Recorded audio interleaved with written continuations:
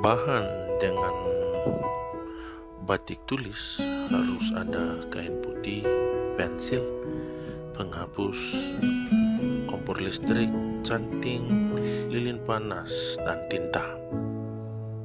Yang pola itu terdiri dari 8 proses. Itu ada kain sudah menggambarkan, itu ada kain sudah ada gambar. Di sini ada jenis tinta. Tinta terbuat dari pohon soga, dan juga canting terbuat dari tembaga dan bambu. Yang ini ada macam-macam motif untuk pola yang kedua. Dengan proses batik tulis, pertama buat gambar atau tulisan pakai pensil, lalu pakai canting,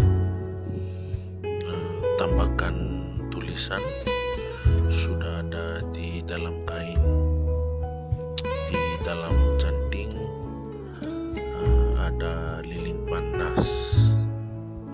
Waktu buat gambar pakai canting harus menulis pada kedua sisi kain, sehingga kain mungkin berlangsung lama. Lihat ibu, ini dia menulis kedua sisi kain. Juga harus hati-hati, jangan ada masalah. Juga tidak mencelupkan canting untuk banyak di dalam lilin panas. Sementara menggambar sedikit miring canting ke atas. Itu ada kompor listrik, di samping ada cat. Bahan dengan batik cat harus ada kain putih, lilin panas, dan cap yang memiliki motif.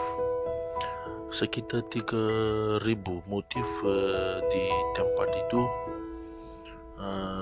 Proses buat kain di atas meja, dan harus panaskan lilin dan mencelupkan cap di dalam lilin.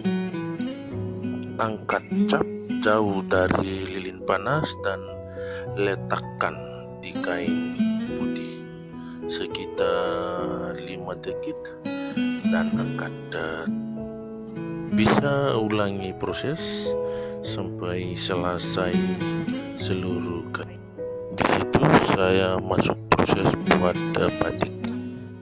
Untuk proses warna, kain masuk ke tempat warna 2 kali, kemudian cuci kain dan rebuskan kain untuk menghilangkan lilin masih di dalam kain. Kemudian mencuci kain lagi sebelum kain masuk ke proses akhir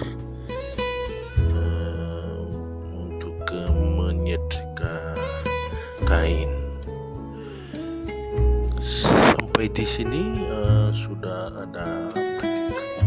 Itu hasil ada motif dari cok